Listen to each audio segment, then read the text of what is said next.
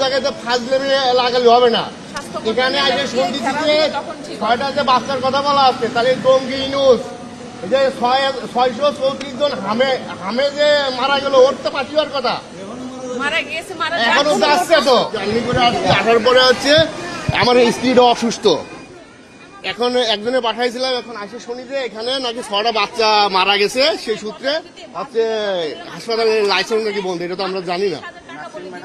Nasrin madam আছে gynae ডিপার্টমেন্টের gynae doctor, সে ওনার video দেখে আমরা আসছি।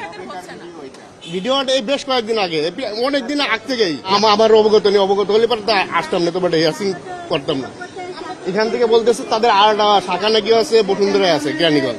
স্ত্রীকে আমি মাওতাল লেগে গেছি, আমার স্ত্রী বলছে অক্সিজেনের দরকার, মাওতাল হসপিটাল বলছে অক্সিজেন নাই, বলছে মেডিসিন ডাক্তার নাই। এই কথা বললে আমার মাওতাল হসপিটাল থেকে রেফার করছে। এরপর ঢাকা মেডিকেল গেছি, ওইখানে যাওয়ার পরে বলতেছে যে এখানে সিট নাই, রাস্তার মধ্যে শোয়াই দেবো। একটা মহিলা মানুষ প্রেগনেন্ট, 7.5 মাস প্রেগনেন্ট, হ্যাঁ কিভাবে আমি রাস্তার মধ্যে শোয়াই, এরকম কথা বলছে। তারপরে এখানে আসছি, এখানে আসার পরে আমি ঠিক মতন ট্রিটমেন্ট পাইছি, ঠিক মতন উন্নত মানের ট্রিটমেন্ট পাইছি সব দিকে। নাসরিন সুলতানা আপা দেখাবে বাচ্চা, ঠিক আছে, সকাল 9টা বসবে। এখন আসছি, আসার পরে দেখতেছি যে আপনার বন্ধ, বুঝছেন। গাইনি বিভাগে এর কাছে আমার বাচ্চা আর কি ওয়াইফ সিজার করাইছি, ঠিক আছে, এর পেজ থেকে আর কি একটা পেলাম। দিন আগে সিজার করে গেলাম, আজকে আসার কথা ছিল আমার। এখন আমার সিজারের গায়ে ইনফেকশন হয়েছে, আমার বেবির নাভিতেও ইনফেকশন হয়েছে। এখন আমাকে তো এখান থেকে দেখতেছে না।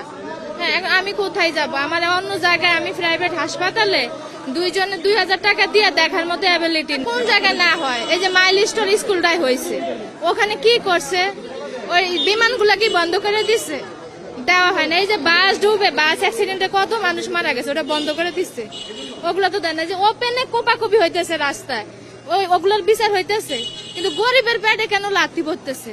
এখন আমাদের অনুরোধ মাননীয় প্রধানমন্ত্রীর কাছে, তারেক জিয়ার কাছে, উনি যেন অন্তত গরিবের দিকে তাকে হইলো আমাদের এই ভোগান্তিটা যত না করে, 8 দিন হসপিটালের দিকে মানে একটু করে উনি, যে আমাদের এই হয়রানি আমরা নিতে পারতেছি না। এই বাচ্চা নিয়ে, আমাদের এই ইনফেকশন নিয়ে আমি তো হাঁটতে পারতেছি না।